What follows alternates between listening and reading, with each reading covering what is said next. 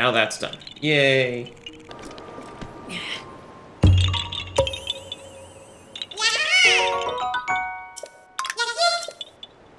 Where did he go? Oh, okay. Like, yeah, we'll have more hearts and more stamina later, but that's about it. This area is so vertical that there's not really a whole lot to be gained by coming back later. Better stuff.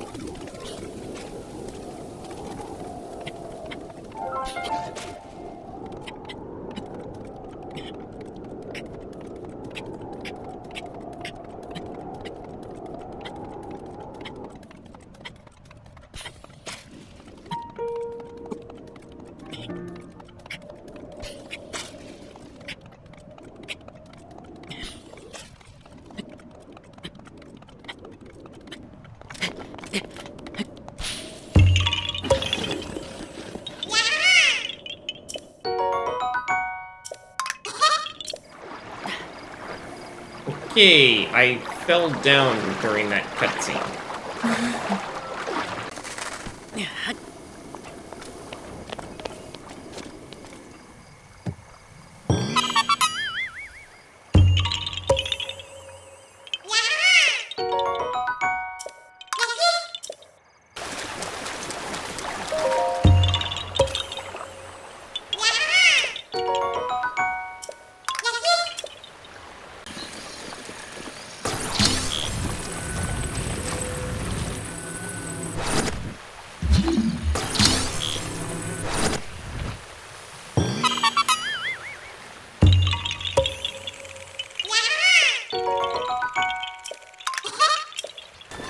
Here in Kaponga village, they're working to make it possible to manage horses with just a few people. This would be achievable by using the small islands scattered about Lanayru wetlands as stables. There's a grassy field at the village's entrance where the horses seem to be living at ease. And the villagers here even told me my white horse is beautiful.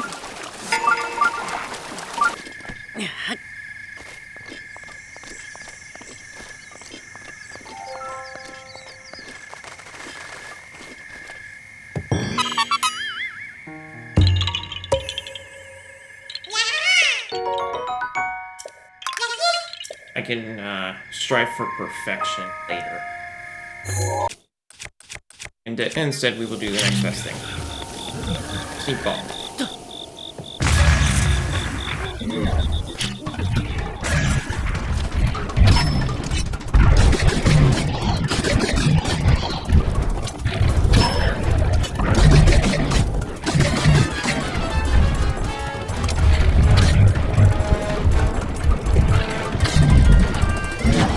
Yeah, that's what we were.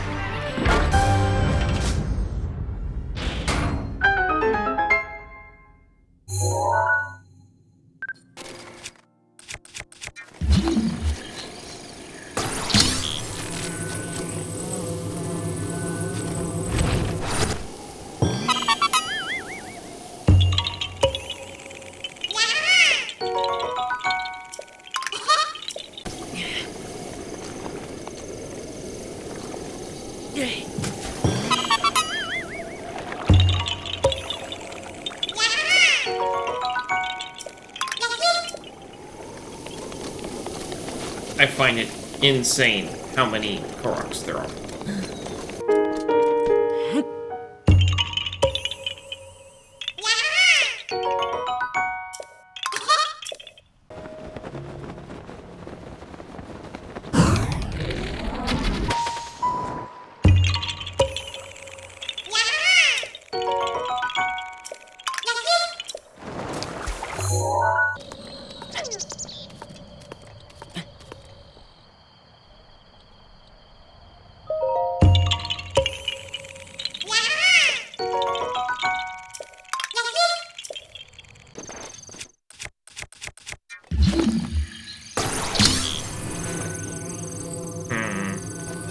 Oh, I see.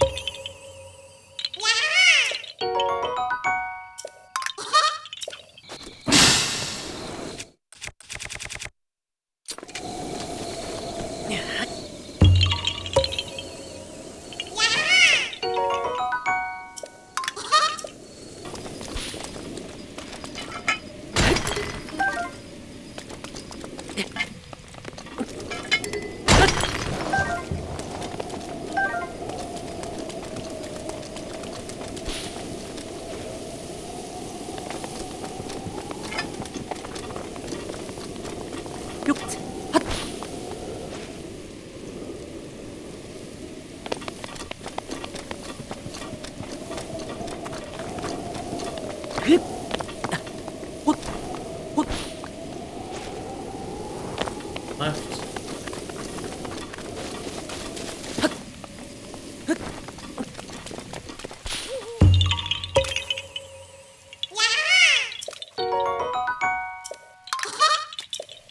Three digits.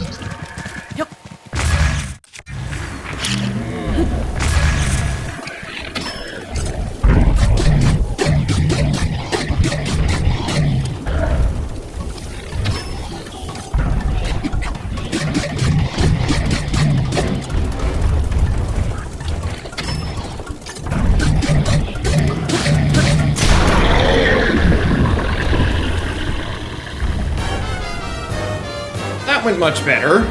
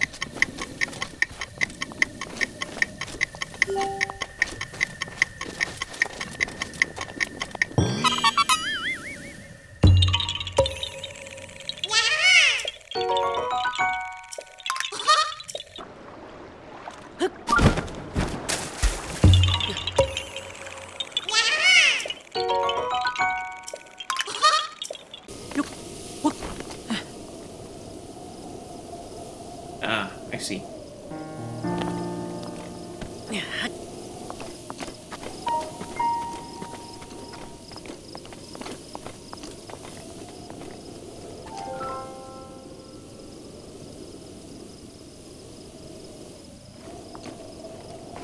What's missing?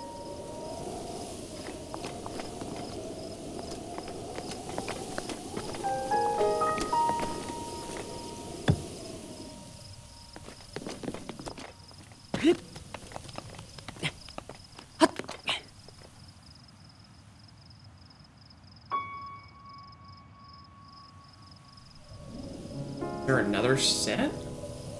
Might be.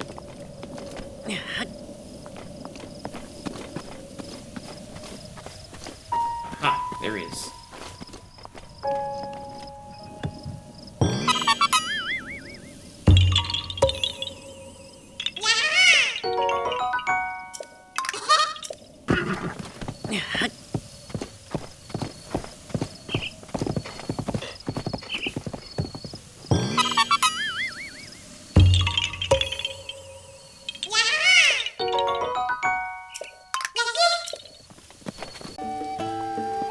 Father decided that the stables would be places of refuge in preparation for the calamity.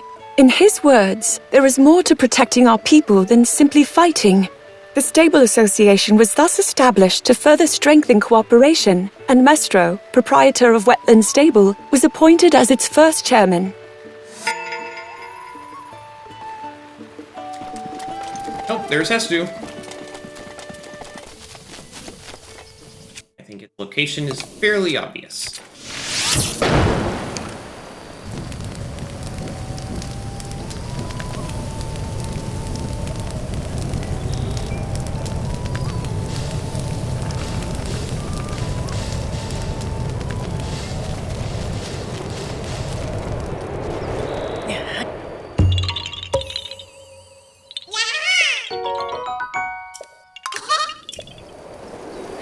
Back to 100.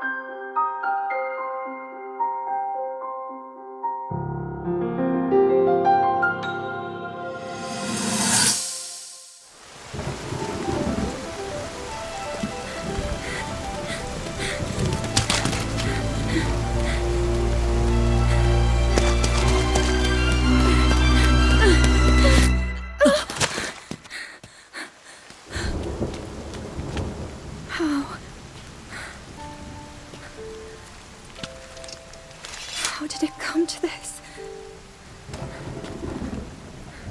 The divine beasts, the guardians, they've all turned against us. It was Calamity Ganon. It turned them all against us.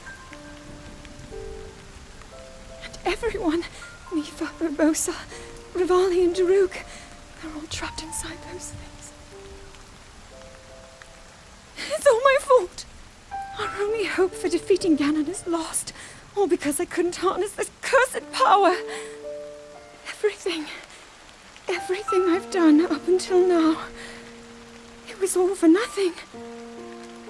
So I really am just a failure. All my friends, the entire kingdom, my father most of all. I tried and I failed them all. I left them all to die.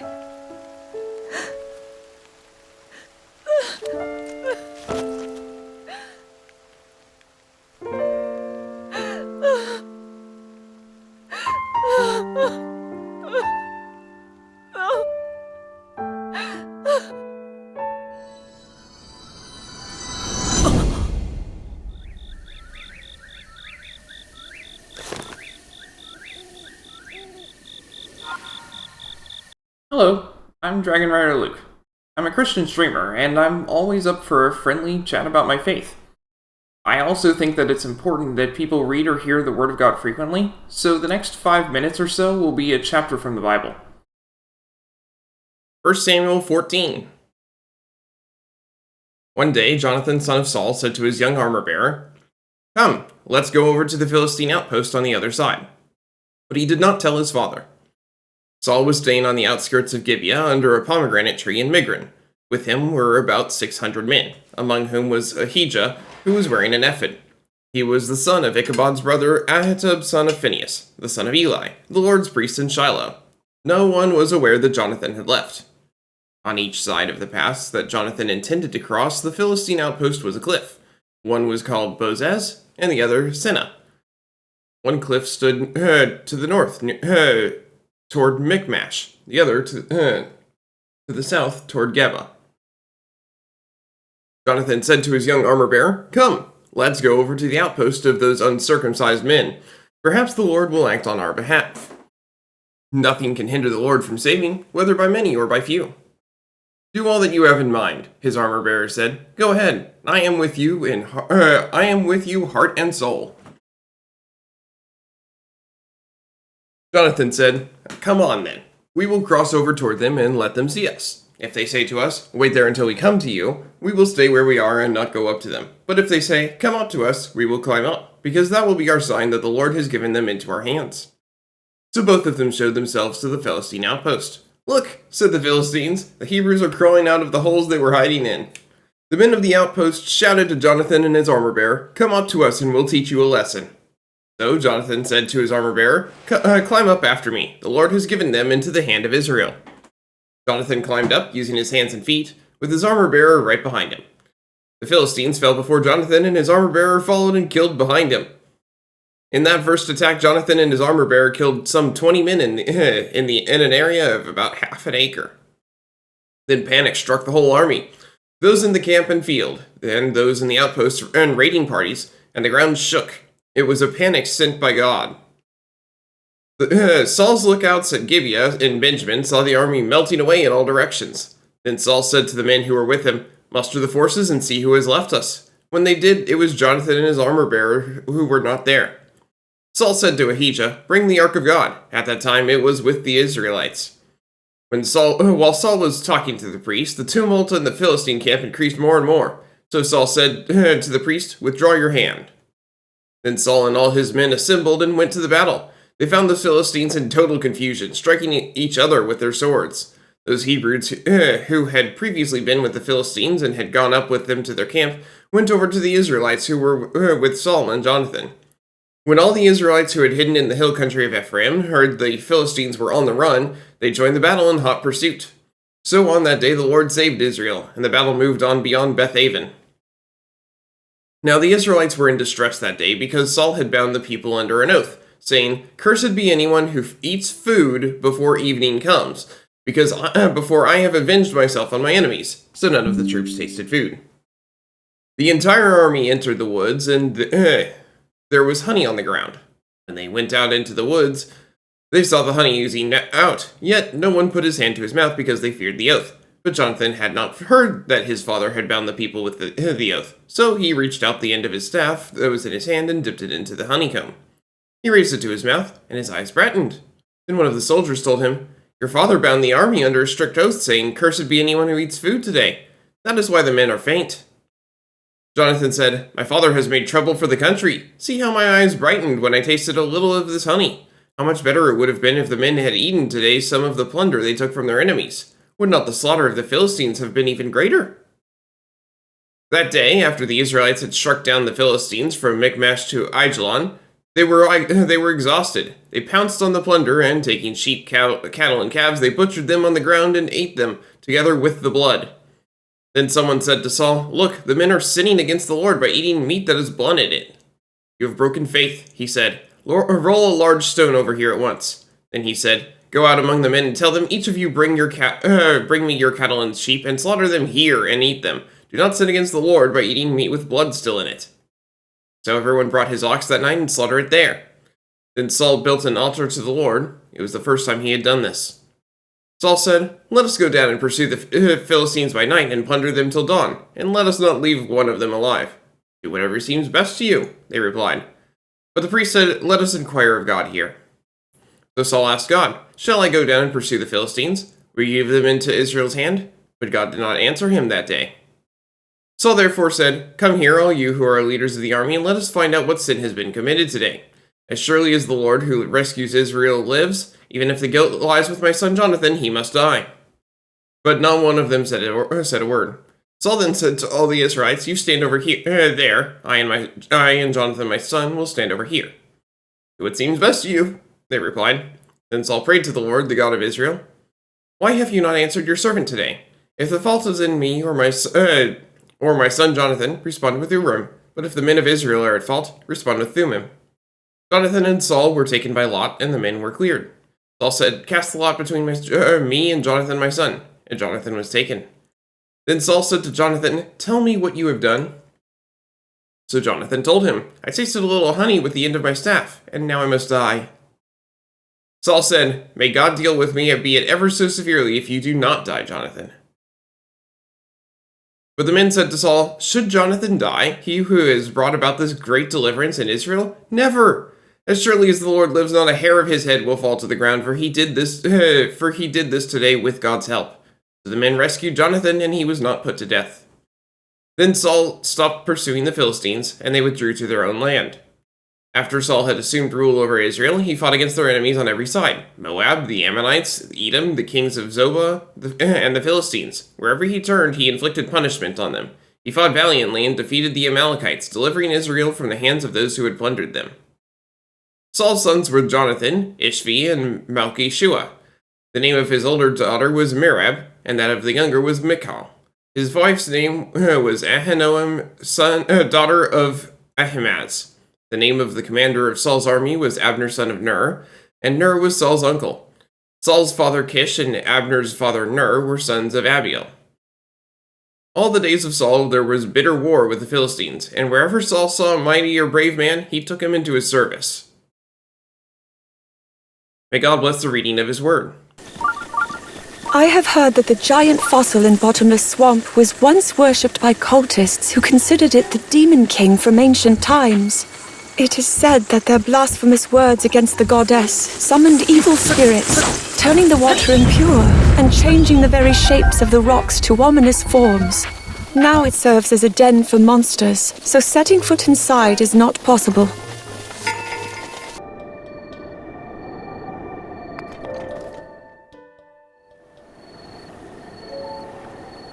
So many times. I've lost count of how many times I've told you. It's just so many now. It was 3. How do you not understand? Why don't you get it?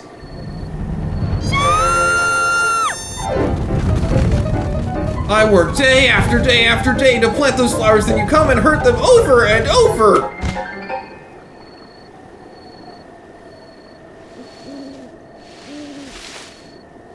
I will make you understand. The flowers rage!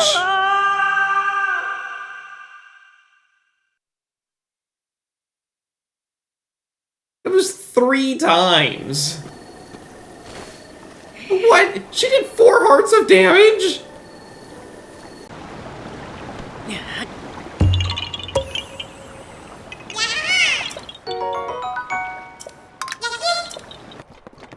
Oh yeah, I'm definitely gonna...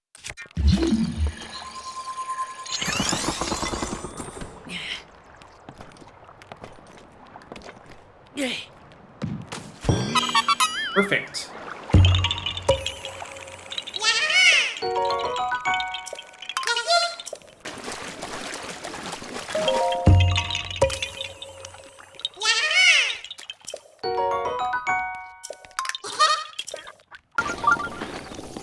I believe the shrine up here is Tempered Power, which is my least favorite shrine in the whole game.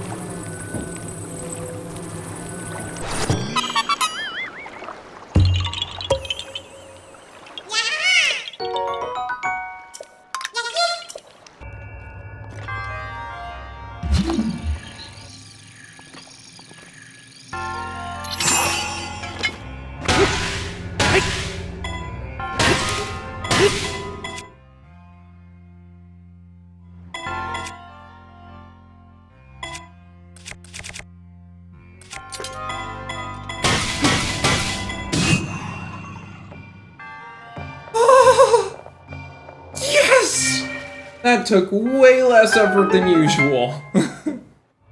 I have literally gone through my entire weapon supply on this thing before.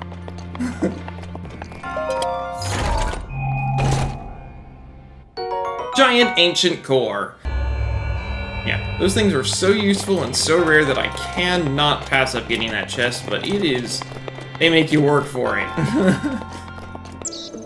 The proprietor of Woodland Stable was deeply moved by how beautifully ornamented Mother's horse was, and is now studying techniques for adorning them himself. He even braided my horse's mane to match my own braids. Mother's care for horses lives on in this way. It fills me with joy to see it.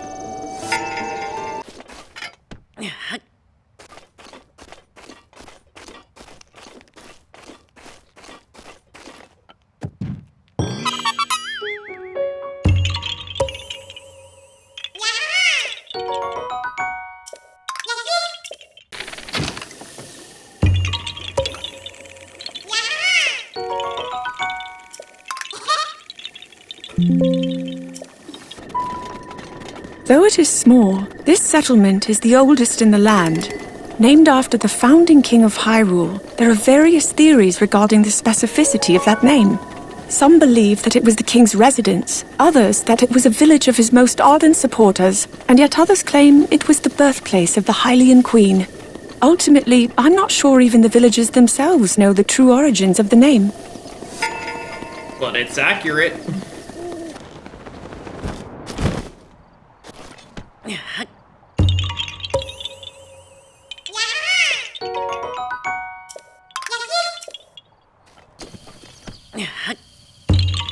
Okay.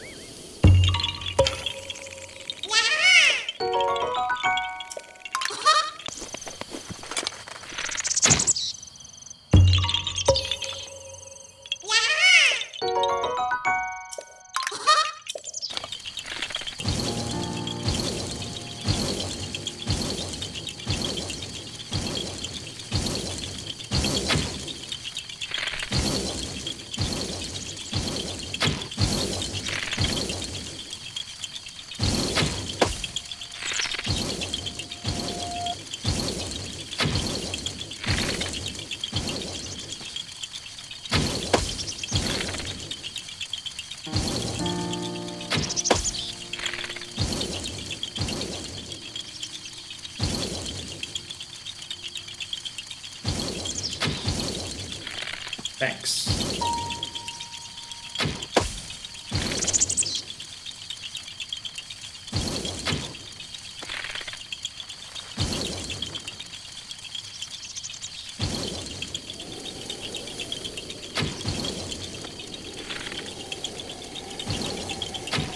Thank you.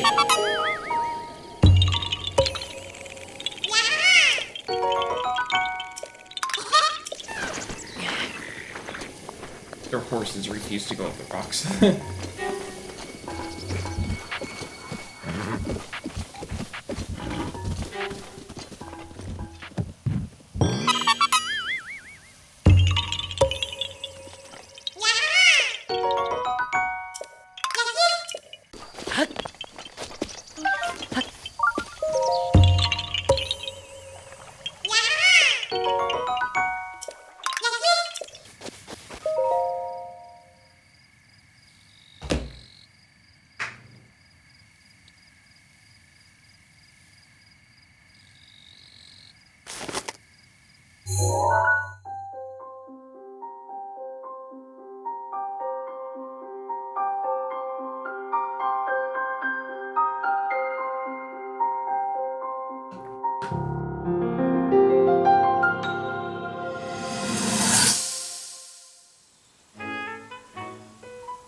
There's one.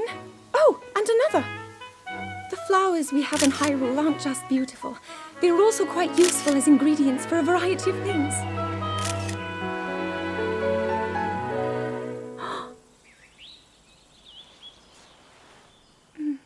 This one here is called the Silent Princess. It's a rare, endangered species. Despite our efforts, we can't get them to grow domestically yet. The princess can only thrive out here, in the wild.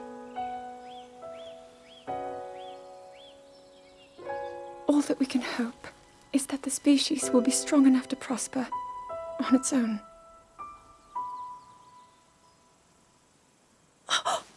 Is that what I think it is? Look at this. I don't believe it, but I actually caught one. This delicacy is known to have very, very potent effects under the proper circumstances. Ta-da! Research from the castle shows ingesting one of these can actually augment certain abilities. We wouldn't be in a controlled environment out here, but with your level of physical fitness, you'd be a perfect candidate for the study. Go on. Taste it.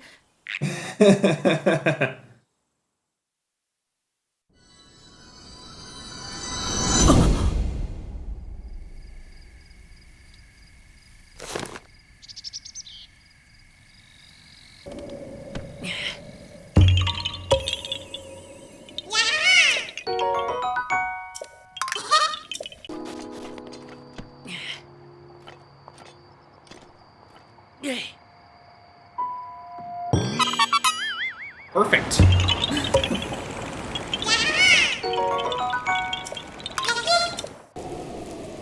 Yeah, so, again, the reason I'm heading this direction is so that I have less times of having to deal with this. Where I'm just sitting at the bottom of a cliff, and I can't do anything until it stops raining.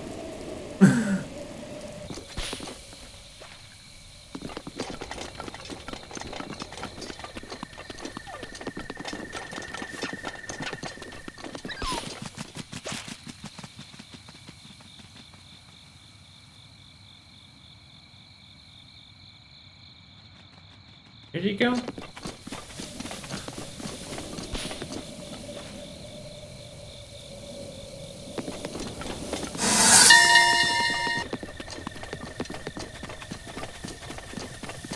Decided that we will investigate ancient Chica ruins in preparation for the calamity. The entrance to the Royal Ancient Lab, which we were forbidden from opening, now stands open. Things such as blueprints still remain, and Pura in reading them.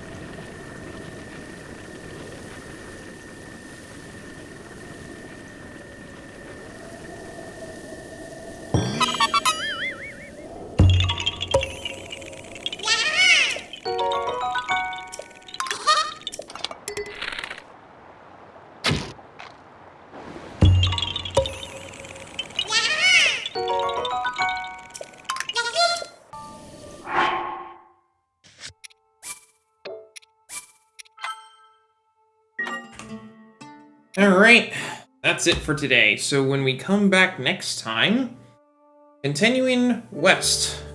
I think you can tell where I'm trying to go. But, yeah, we're going to the west. So that's going to be it for today, so thanks for watching, and I hope to see you next time.